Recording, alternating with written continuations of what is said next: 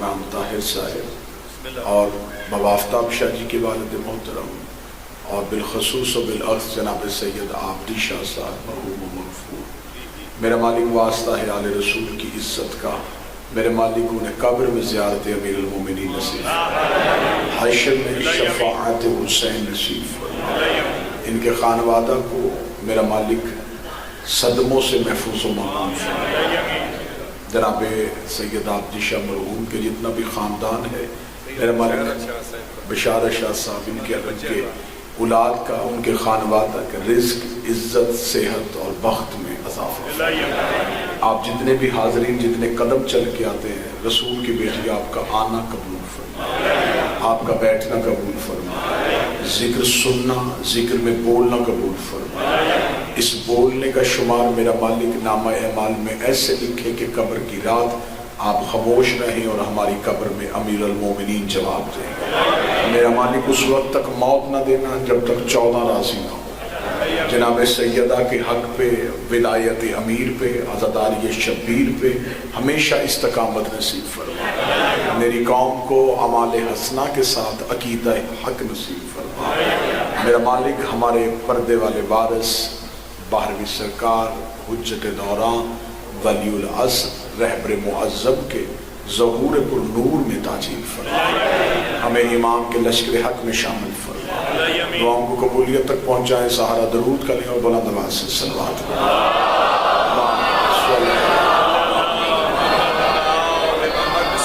اجازت ہے تو شروع کیا جا سکتا، سلسلہ گفتگو آج اپنی 7ویں کڑی میں داخل ہو رہا ہے اور مسلسل جو معروضات آپ کے گوش گزار کی جا رہی ہیں وہ عقیدہ حقہ پہ ہے کہ مذہب جعفریہ میں اعمال کی خوبصورتی عقیدے کے بہتر ہونے کے بعد ہوتی ہے۔ اعمال جو ہیں وہ عقیدے کو نکھار دیتے ہیں، لیکن عمل محتاج عقیدہ ہے، عقیدہ محتاج عمل نہیں۔ بہتر یہ ہے کہ آپ کا عقیدہ اتنا اچھا ہونا چاہیے، اتنا خالص ہونا چاہیے کہ آپ کے اعمال میں اگر کوئی کجی رہ بھی جائے تو وہ عقیدہ اس کو پورا کر سکے۔ نماز بہترین عبادت ہے، لیکن اگر ولایت علی ہو، روزہ اللہ کا پسندیدہ ترین کام ہے، لیکن اگر محبت آل محمد ہو، زکوٰۃ مالک ضرور قبول کرتا ہے، لیکن اگر دل میں سیدہ کے دشمن کے لیے نفرت ہو، حج کو اللہ ہر صورت قبول کر لیتا ہے، لیکن اگر ارکان حج کے ساتھ حسین کی عزاداری بھی ساتھ شامل۔ مذہب شیعہ خیر البریہ یہ کوئی عام مذہب نہیں، کوئی ادھر ادھر سے پکڑا ہوا مذہب نہیں۔ شیعہ مذہب واحد مذہب ہے جو اللہ کا قرآن ہے اور 14 کا فرمان ہے۔ ہمارا مذہب اللہ کے قرآن سے، لوگ ہم سے پوچھتے ہیں کہ شاید یہ طریقے، یہ رواج، یہ سلسلے ہمارے بنائے، ہماری نماز کا طریقہ قرآن میں، ہمارے روزے کا وقت قرآن میں، ہمارے زکوٰۃ کا نصاب قرآن میں، ہمارے حج کے احکامات قرآن میں، ہمارا کالے کپڑے پہننا قرآن میں، ہمارا ماتم کرنا قرآن میں، ہمارا کڑی پہننا قرآن میں، ہمارا زنجیر زنی کرنا قرآن میں، ہمارا کما زنی کرنا قرآن میں، ہمارا مظلوم کے حق میں آنسو بہانا قرآن میں، ہمیں سیدوں کی یاد میں غمگیدہ رہنا قرآن میں۔ یہ سارا کا سارا مذہب اللہ کے قرآن میں اس لیے ہے کہ ہمارا امام قرآن میں، ہمارا وارث بھی سبلا سکتا، ہمارا امام قرآن میں، ہمارا مالی قرآن، آواز تھوڑی بہتر کیجیے گا، ہمارا امام قرآن میں۔ اور آج مسلمان ایک دوسرے سے جھگڑ رہے ہیں، اس بات پہ لڑ رہے ہیں کہ اس کی نماز ٹھیک نہیں ہے، ہماری نماز ٹھیک ہے، اس کے روزے کا وقت غلط ہے، ہمارے روزے کا وقت ٹھیک ہے، زکوٰۃ یہ ٹھیک نہیں دیتے، ہم ٹھیک دیتے ہیں، یہ اہل بیت کو مانتے ہیں، صحابہ کو نہیں مانتے۔ یہ ساری بحثیں بہت بعد میں ہونی ہے کہ نماز کس کی ٹھیک ہے، روزہ کس کا ٹھیک ہے، حج کس کا ٹھیک ہے، داڑھی کس کی ٹھیک ہے، لباس کس کا ٹھیک ہے۔ پہلے یہ پتہ کرو امام کس کا ٹھیک ہے۔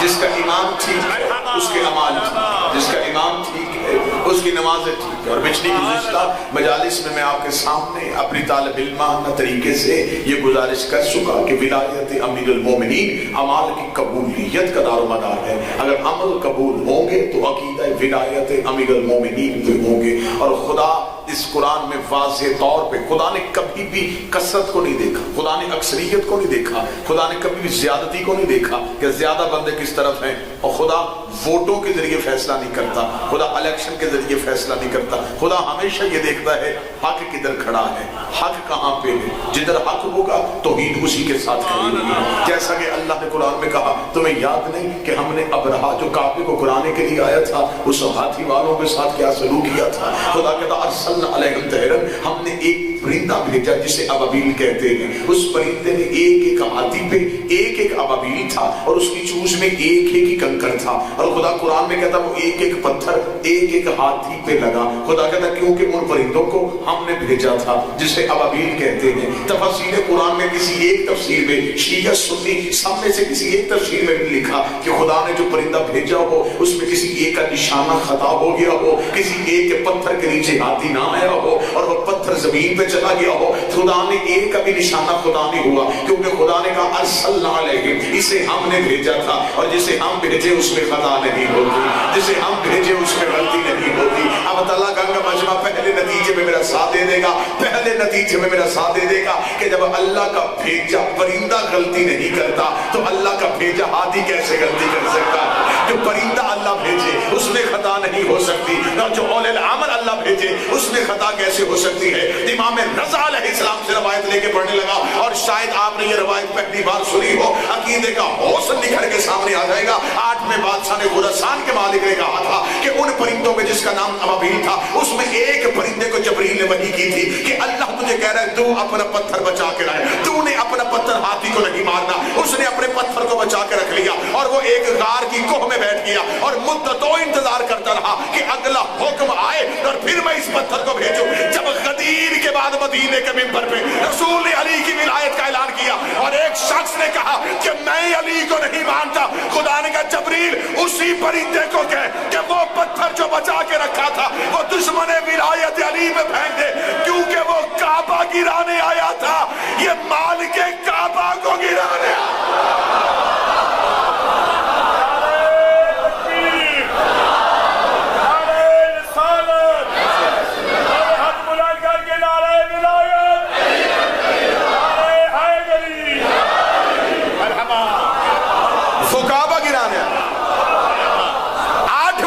نے کہا کہ ایک پرندے کو اللہ نے روکا، پتھر تب پھینکنا جب کعبے کا دشمن آ گیا۔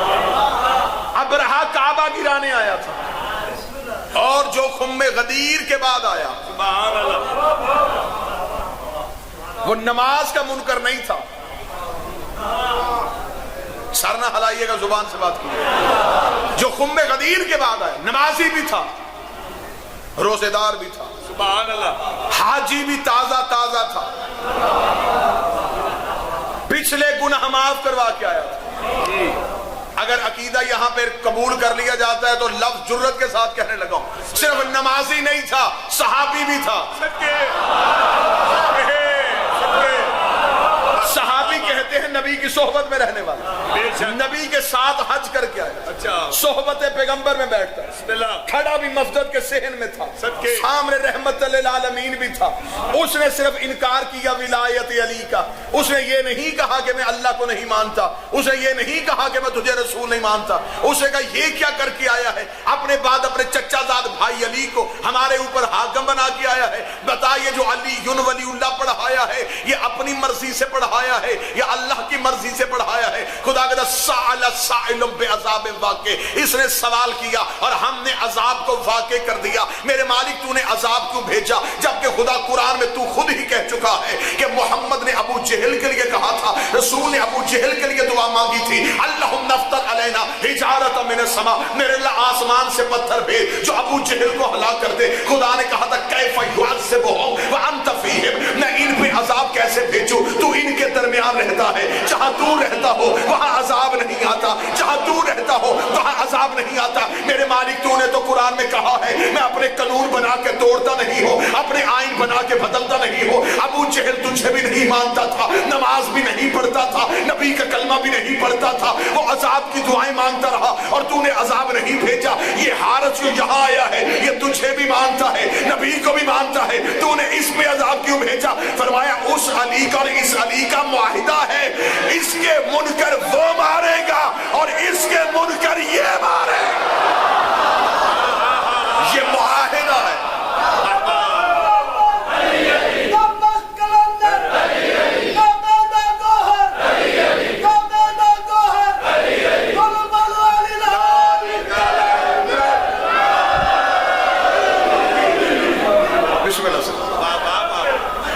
لا الہ الا اللہ ڈائریکٹ نشانہ اس کا کرتا ہے جو علی ولی اللہ کا مقصد. سبحان اللہ سبحان اللہ. مولا امیر المومنین کی ساری زندگی توحید منوانے کے لیے گزری.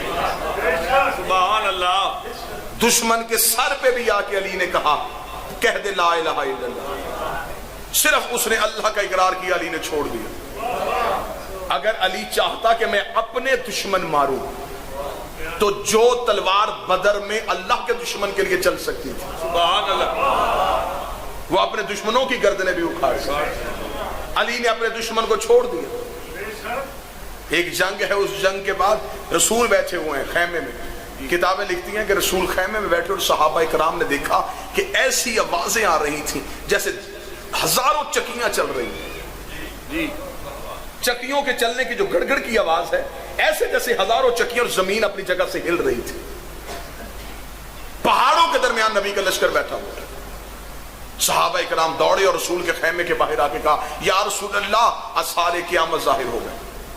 رسول نے فرمایا کیا ہوا؟ رسول مصلی پہ. انہوں نے کہا یا رسول اللہ ذرا دیکھیے یہ آواز سنیے, ایسے لگ رہا ہے کہ جیسے زمین اپنے اندر کسی چیز کو کھینچ رہی ہے اور زمین ہل بھی رہی ہے اور پہاڑ بھی اپنی جگہ سے متحرک ہے. کتابیں لکھتی ہیں کہ رسالت امام نے مصلی پہ بیٹھے ہوئے صحابہ سے کہا پہلے مجھے یہ بتاؤ علی کہاں ہے؟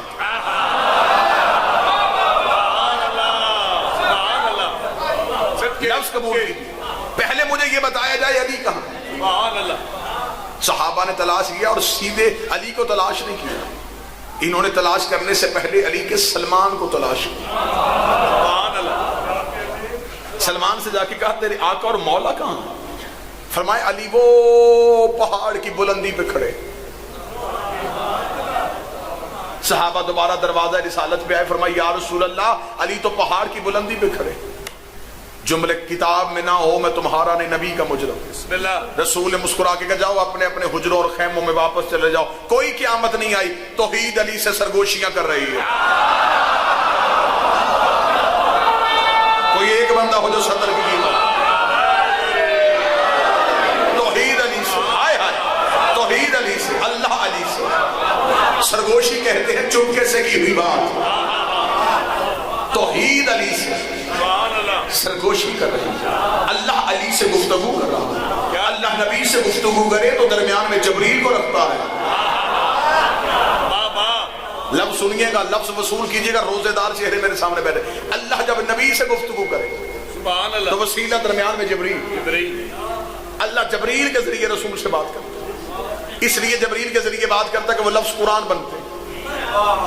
اللہ جب علی سے گفتگو کرے پھر درمیان میں جبریل نہیں, اللہ علی سے سرگوشی کر رہا ہے. اب نبی نے کہہ دیا تھا, لوگ اپنے اپنے خیموں میں واپس چلے گئے اور خیموں میں جا کے بھی لوگوں کو نیند نہیں آئی کہ یہ عجب جملہ کہہ دیا. ہم گئے تھے پوچھنے اور انہوں نے کہا کہ توحید علی سے سرگوشی کر رہی ہے. اب انہیں تو نیند نہیں آئی. سلمان فضائل علی سننے کے لیے بے چین تھا, شک میں نہیں تھا. انہیں جو نیند نہیں آ رہی تھی وہ شک کی وجہ سے نہیں آ رہی تھی. جناب سلمان جو جاگ رہے تھے وہ شک کی وجہ سے نہیں, وہ اس فضائل کا تعاقب کرنا چاہتے تھے کہ یہ فضیلت کیا ہے. مولا امیر المومنین جب پہاڑ کی اونچائی سے نیچے آئے تو جناب سلمان نے جھریوں والے ہاتھ امیر المومنین کے قدموں پہ رکھا. فرمایا یا علی مجھے خبر ہے کہ آپ کہاں سے آئے ہیں. ہمیں رسول نے بتا دیا ہے کہ توحید آپ سے سرگوشی کر رہی تھی. علی مسکرائے. علی مسکرا کے کہتے ہیں کہ ہاں کچھ معاملات ایسے ہوتے ہیں, کچھ لمحے ایسے ہوتے ہیں جس میں اللہ علی سے گفتگو کرتا ہے. فرمایا یا علی پچھلی باتیں تو نہیں پوچھ سکتا، مالک میں نوکر ہوں کہ آج یہ پوچھ سکتا ہوں آج کیا خصوصی بات ہوئی؟ فرمایا سلمان میں مصلی عبادت میں اپنی تلوار کو تیز کرتا ہوا اشعار پڑھ رہا تھا کہ با خدا صبح یہ تلوار توحید کے منکروں کی گردنوں کو اڑائے گی اور اس صحرا کی پیاس توحید کے دشمنوں کے خون سے بجھائی جائے گی. جب میں نے یہ اشعار پڑھے تو توحید کی آواز آئی. میں اللہ سے گفتگو کرنے کے لیے ان تنہائی میں اس اونچائی پہ پہنچ گیا. اونچائی پہ پہنچنا تھا، یا خدا نے کہا اے علی یہ تو جنگلوں میں اور پہاڑوں میں جو آدھی آدھی رات کو تلوار تیز کرتا ہے یہ میری وجہ سے کرتا ہے، تیری اپنی ذاتی دشمنی کسی سے نہیں.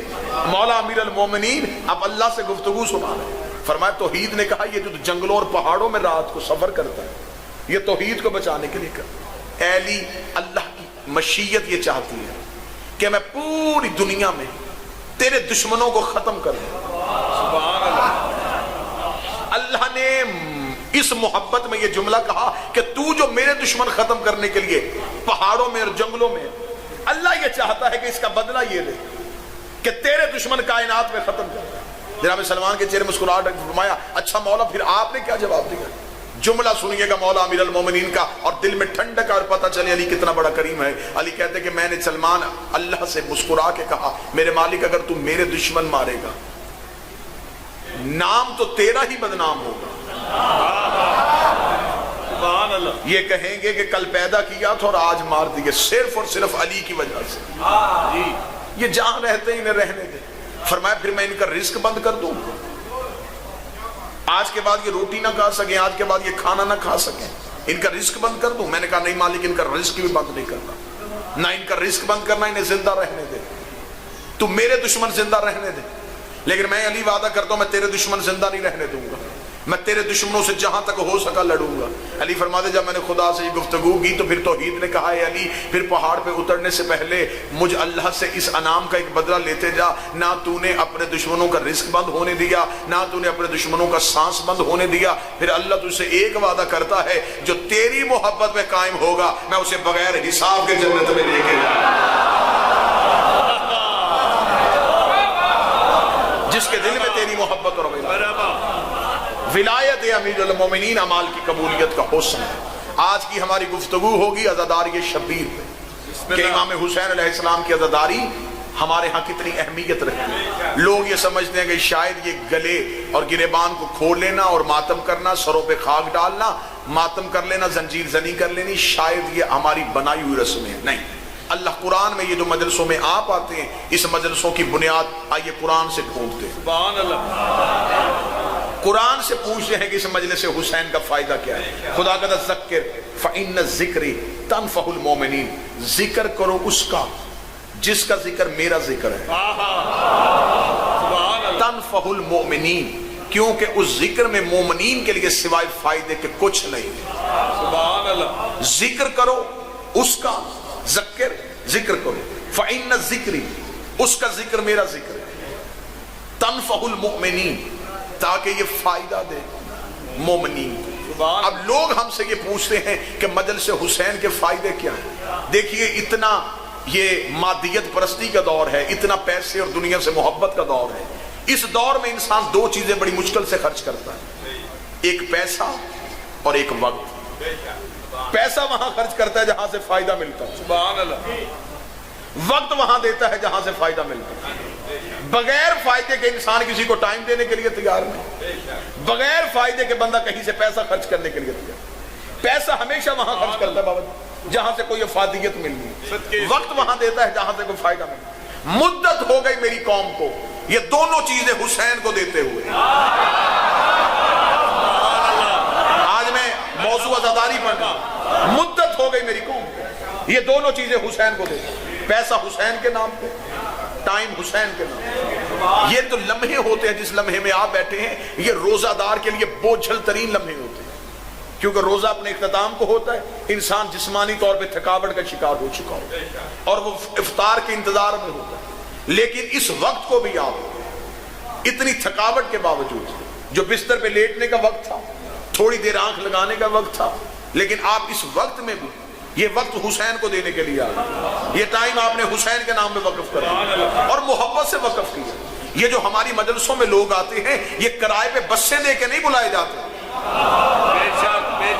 یہ منتیں کر کے نہیں بلائے جاتے، یہ عشق حسین میں آ جاتے، یہ نام حسین میں آ جاتے۔ آج بندے پوچھتے ہیں، اور بانی مجلس جو ہے جو پیسہ پانی کی طرح بہاتا ہے، اور مجلس ختم ہونے کے بعد بانی پریشان نہیں ہوتا، اگلے سال کے انتظار میں ہوتا، اسی لمحے وہ تیاری کرنی شروع کر دیتا ہے کہ اگلے سال کوشش کروں گا اس سے بھی بہتر ہو سکے۔ یعنی کہ اس نے پیسہ خرچنے کے بعد وہ پریشان نہیں ہوا، اور جو مجلس سننے کے لیے آیا اس نے امام بارگاہ کے باہر جا کے اپنے کپڑوں کو جھاڑ کے یہ نہیں کہا کہ کوئی فائدہ نہیں ہوا، ٹائم ہی ضائع ہوا ہے، 3 گھنٹے بیٹھا رہا ہوں کوئی فائدہ نصیب نہیں ہوا۔ انسان دنیا داری میں بیٹھ کے یہ جملہ کہہ سکتا ہے، لیکن حسین کے گھر کے دروازے پہ کھڑے ہو کے میں نے جاہل سے جاہل کی زبان سے یہ جملہ سنا نہیں کہ میں نے اپنا وقت یہاں پہ ضائع کر دیا ہے، مجھے یہاں سے کچھ بھی نصیب نہیں ہوا۔ نہ انسان پیسہ اپنی مرضی سے خرچ کرتا ہے، یا انسان فائدہ ملنے کے لیے کرتا ہے، مادیت پرستی کے لیے کرتا ہے، دنیا پرستی کے لیے کرتا ہے۔ آج بندے ہم سے سوال کرتے ہیں پیسہ حسین کے نام پہ دیتے ہو، وقت حسین کے نام پہ دیتے ہو، تمہیں بدلے میں حسین کیا دیتا ہے؟ مجلس سننے کے لیے چلے جاتے ہو، وہی ذاکرین ہیں، وہی خطبہ ہیں، وہی باتیں ہیں، وہی قصے ہیں، وہی کہانیاں ہیں، بار بار سنتے ہو پھر بھی چلے جاتے ہو، بار بار سنتے ہو پھر بھی چلے جاتے ہو۔ آئے میں اس بندے کو مجلس حسین کا فائدہ بتاؤ۔ مجلس حسین کا سب سے چھوٹا فائدہ یہ ہے کہ ابلیس نماز میں آ سکتا ہے، ذکر شبیر میں نہیں آ سکتا۔ نمازی کی نماز تصورات کا شکار کرے۔ اگر میری گفتگو آپ کے دل کی آواز ہو تو آپ ضرور بولیں۔ بندہ مصلی پہ نماز کے لیے کھڑا، بابا حبیب شادی انسان سوچوں میں پریشان، خوف میں پریشان، خطروں میں آتا ہے۔ جتنی دیر بندہ مصلی میں رہے شیطان پوری کوشش کرتا ہے اس کا نفس اپنے قابو میں رکھے، اسے دنیا کی سوچوں میں مبتلا کر دے، اسے خوف میں مبتلا کر دے۔ لیکن جو ہی آپ مجلس حسین میں آئے، اب مجلس حسین میں مجھے کوئی بندہ بیٹھ کے دنیا کی سوچ کے دکھائے، جتنی دیر آپ مجلس حسین میں ہیں نہ کوئی خوف، نہ خیال، نہ خطرہ، نہ پریشانی، وقت کے گزرنے کا احساس نہیں، کتنی تیزی سے 1 گھنٹہ گزر جائے گا۔ یہ مجلس حسین میں آخر حسین کرتا کیا ہے؟ مجلس حسین میں انسان جب بٹھاتا ہے اس امام بارگاہ کی گیٹ کے باہر، لفظ سنیے، اس گیٹ کے اندر آنے سے پہلے تمہارا اختیار تمہارے پاس تھا،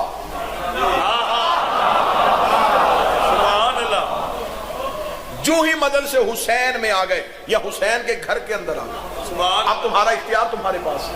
اب بندے سوال پوچھیں گے ہمارا اختیار ہمارے پاس کیوں نہیں؟ مجلس حسین میں بیٹھ کر کوئی مجھے بندہ گناہ کر کے دکھائے، غلط سوچ کے دکھائے، جھوٹ بول کے دکھائے، کسی کا نقصان کر کے دکھائے، جتنی دیر مجلس کے باہر تھے توقع تھی، مجلس کے اندر آ گئے اب یہ توقع بھی ختم، کیونکہ اب تمہارے جسم بیٹھے ہیں، اختیار تمہارے پاس نہیں، اختیار حسین کے پاس۔ مجلس حسین کا اگلا فلسفہ، مجلس حسین میں حسین اپنے گھر بلاتے، اور ایک بات یاد رکھیے گا، حسین کے گھر آنے کے کچھ طریقے ہیں۔ بسم اللہ، یہ جو امام بارگاہ ہیں اس میں صرف جوتا اتارنے کا نام ادب نہیں، سبحان اللہ، جوتا اتار کے زمین پہ بیٹھ جانے کا نام ادب نہیں، کہ بندہ کہے کہ میں نے جوتا بھی اتار دیا، پاک صاف بھی ہو کے آیا ہوں، بیٹھا بھی احترام سے ہوں، یہ میں حسین کا ادب کر رہا ہوں، نہیں۔ ادب جسموں کے ساتھ نہیں، روحوں کے ساتھ۔ لفظ سنیے، عزاداری کے فائدے آپ کو بتاؤ۔ مجلس حسین میں جب حسین اپنے گھر بلاتا ہے تو امام حسین اپنے گھر میں کوئی تفریق نہیں رہنے دیتا۔ مجلس حسین میں کوئی شرط نہیں ہے کہ جی آگے آگے امیر آئیں، پیچھے غریب ہے، پڑھے لکھے آگے بیٹھیں گے، ان پڑھ پیچھے۔ با خدا مجھے ممبر کی عزت کی قسم ہے، میں نے یہ فرق اللہ کی مسجدوں میں دیکھا ہے، حسین کے مجلسوں میں نہیں۔ مسجدوں میں یہ فرق نظر آتا ہے، پیچھے سے کوئی ایم پی ہے کوئی ایم این اے آ جائے، رستہ دیتے ہیں، یہ آگے جانے دے نہیں، امام صاحب کے بالکل پیچھے جا کے کھڑے، یہ مسجدوں میں عزت دی گئی۔ دنیا داری کی وجہ سے۔ حسین کی مجلس میں کوئی امیر سے امیر بھی آئے، وہ دروازہ اندر آنے سے پہلے سب کچھ تھا، دروازے کے اندر آنے کے بعد اب اس کے پاس دنیا کا کوئی اختیار نہیں۔ اب کسی نے وہاں پہ آ کے دروازے پہ عمران مرزا بھائی، بابا آفتاب شاہ جی مجھے کہاں بٹھا رہے ہیں؟ میرے پاس دنیا کا اتنا بڑا عہدہ اور آپ کو یہ پتہ نہیں مجھے کہاں بٹھانا ہے؟ آگے لے جائیے، وہاں پہ مولانا کے ساتھ میری یہ کرسی رکھی ہے، میں وہاں پہ بیٹھوں گا۔ وہ یہ کہہ نہیں سکتا کیونکہ حسین کا گھر واحد گھر ہے جہاں آ کے اپنا دنیا کا منصب نہیں بتایا جاتا، جہاں دنیا کا عہدہ نہیں بتایا جاتا۔ بندے پریشان ہو رہے ہیں، میں یہیں پہ دلیل دیتا ہوں، ان کے دروازے پہ ایک آیا تھا، اس کا عہدہ سید الملائکہ تھا، رتبہ افضل الملائکہ تھا۔ اس نے دروازے پہ دستک دی، اندر سے کھڑی کنیز نے پوچھا کون ہے؟ اس نے کہا میں حسنین کا درزی ہوں، میں حسنین کا درزی ہوں۔ فرشتہ نے کہا جبریل میں تیرے لہجے سے واقف ہوں، تو روز قرآن لے کے اسی دروازے پہ آتا ہے، سیدھا کہہ دے کہ میں جبریل ہوں اور کپڑے لے کے آیا ہوں، تو کہہ رہا کہ میں درزی ہوں اور کپڑے لے کے آیا ہوں۔ جبریل کا فرشتہ تجھے نہیں پتا اس دروازے پہ آ کے اپنے عہدے نہیں بتائے جاتے، اپنی نوکریاں سنائی جاتی، یہ نہیں بتانا میں کون،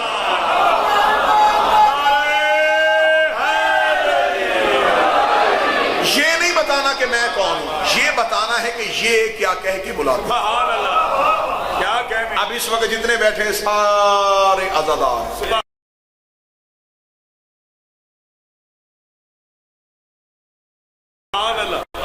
یہاں امیر کے ساتھ جڑ کے غریب بیٹھتا ہے، بے شک پڑھے لکھے کے پہلو پہ ان پڑھ بیٹھا ہے، بے شک امیر کو امیری پہ ناز کوئی نہیں، غریب کو غربت پہ شرمندگی کوئی نہیں، پڑھے لکھے کو علم پہ تکبر کوئی نہیں، ان پڑھ کو اپنی جہالت میں پریشانی کوئی نہیں۔ حسین سب کو ایک کر کے بلاتا ہے، حسین اپنے گھر بٹھاتا ہے تاکہ تمہارے گھر آباد ہو سکے، حسین اپنے گھر کو ماڈل بنا کے تمہارے گھروں کی تربیت کرتا ہے، حسین تمہیں 1 گھنٹہ 2 گھنٹے 4 گھنٹے اپنے گھر بٹھائے گا، حسین تمہیں زمین پہ بٹھائے گا۔ یہاں بانی مجلس جو اتنا خرچ کر سکتا ہے وہ یہاں کرسیاں بھی لگا سکتا تھا، بہترین نشستیں بھی لگا سکتا تھا، لیکن حسین کا حکم ہے میرے عزادار کو زمین میں بٹھانا، یہ زمین میں بیٹھے تاکہ اس کے غرور کا خاتمہ ہو سکے، اس کے تکبر کا خاتمہ ہو سکے۔ یہ جتنا بڑا رئیس تھا اسے پتا چلے میں جتنا بڑا رئیس ہو حسین کے آگے مٹی کا ذرہ بھی نہیں ہو، حسین کے دروازے میں جا کے میرے تکبر کا خاتمہ ہو جائے، میرے غرور کا خاتمہ ہو جائے۔ اور کائنات کا بد نصیب بندہ ہوا ہے جو حسین کے دروازے پہ بھی اکڑ کے آتا ہے، حسین کے دروازے پہ اکڑ کے جاؤ گے حسین دنیا میں جھکا کے چلائے گا، اگر حسین کے گھر میں جھک کے آؤ گے حسین زمانے میں اکڑ کے چلائے گا۔ یہ حسین کے گھر کا فلسفہ ہے، ان کے دروازے پہ یزید اکڑ کے آیا تھا، انہوں نے جھکا کے بھیج دیا، اور جھک کے آیا تھا انہوں نے بلند کر کے بھیج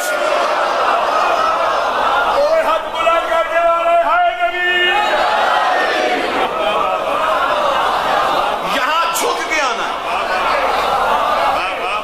حسین آپ کو اپنے گھر بلاتا ہے تاکہ آپ کو اپنے گھروں کو آباد کرنے کا موقع مل سکے۔ امام حسین کی مجلس کا پہلا فائدہ کہ مجلس حسین میں اب جتنی دیر بیٹھیں گے گناہ سے بچے رہیں گے۔ یہ کام اللہ سال میں صرف اسی مہینے میں کرواتا ہے۔ رمضان کا ایک مہینہ آتا ہے جس میں اللہ بندے کو یوں پکڑ لے کہ اب تم نے سحر سے لے کے افطار تک تو کوئی گناہ نہیں کر سکتا، تو اللہ کی پکڑ میں۔ جو کام اللہ سال کے ایک مہینے میں کرتا ہے حسین وہ کام اپنے نوکر سے روز کرواتا ہے۔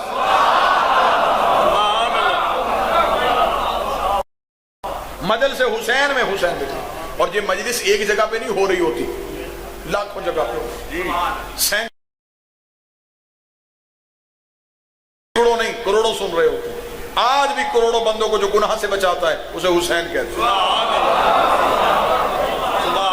حسین غرور کا خاتمہ کرتا ہے۔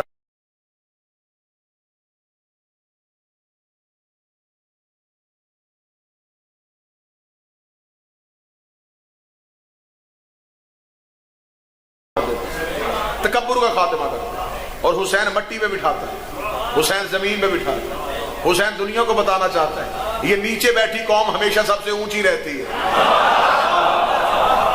جنہیں مٹی پہ بیٹھنا آ جائے۔ امیر المومنین مسجد کوفہ میں جب خطبہ دیا کرتے تھے تو اکثریت مولا امیر المومنین ریت پہ بیٹھ کے خطبہ دیتے تھے۔ ایک دفعہ ایک صحابی نے آگے کہا کہ مولا آپ اکثر جب بھی ہم آتے ہیں تو آپ ریت پہ بیٹھے ہوتے ہیں، مولا ہم بھی آپ کے سامنے آ کے ادب سے بیٹھ تو جاتے لیکن بہتر یہ ہے کہ آپ اونچائی پہ بیٹھیں۔ مولا امیر المومنین نے فرمایا مجھے پسند ہے زمین پہ بیٹھنا۔ انہوں نے کہا مولا آپ کو زمین پہ بیٹھنا پسند کیوں ہے؟ جملہ نہیں ہے، کیا بڑی سیرت ہے۔ امام فرماتے ہیں میں زمین پہ اس لیے بیٹھتا ہوں یہاں سے بندہ گرتا نہیں ہے، جو بول سکے وہ بولے۔ میں زمین پہ اس لیے بیٹھتا ہوں یہاں سے گر نہیں سکتا، زمین پہ بیٹھنا سکتا۔ تکبر کا خاتمہ، غرور کا خاتمہ، حسین غرور ختم کر، حسین تکبر ختم کر۔ سبحان اللہ۔ اب جب ایک جگہ پہ آپ آ کے بیٹھ جائیں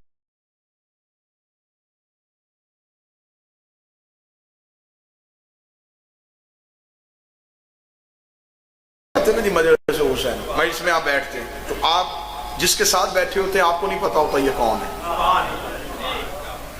نہ اس کے ساتھ آپ کی نسل مل رہی ہے، نہ برادری مل رہی ہے، بسم اللہ، نہ آپ کا سٹیٹس مل رہا ہے، لیکن حسین نے یوں بٹھا دیا۔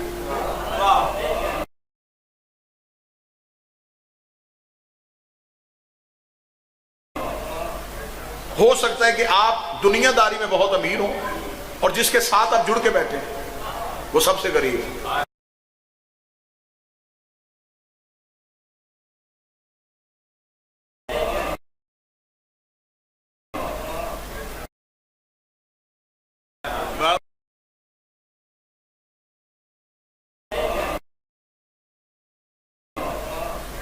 ہو سکتا ہے کہ آپ دنیا داری میں بہت امیر ہوں اور جس کے ساتھ آپ جڑ کے بیٹھے ہیں وہ سب سے غریب ہے۔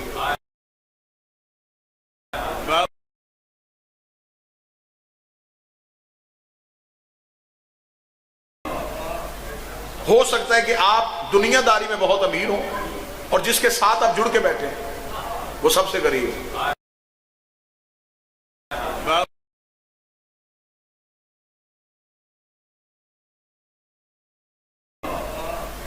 ہو سکتا ہے کہ آپ دنیا داری میں بہت امیر ہوں اور جس کے ساتھ آپ جڑ کے بیٹھے ہیں حسین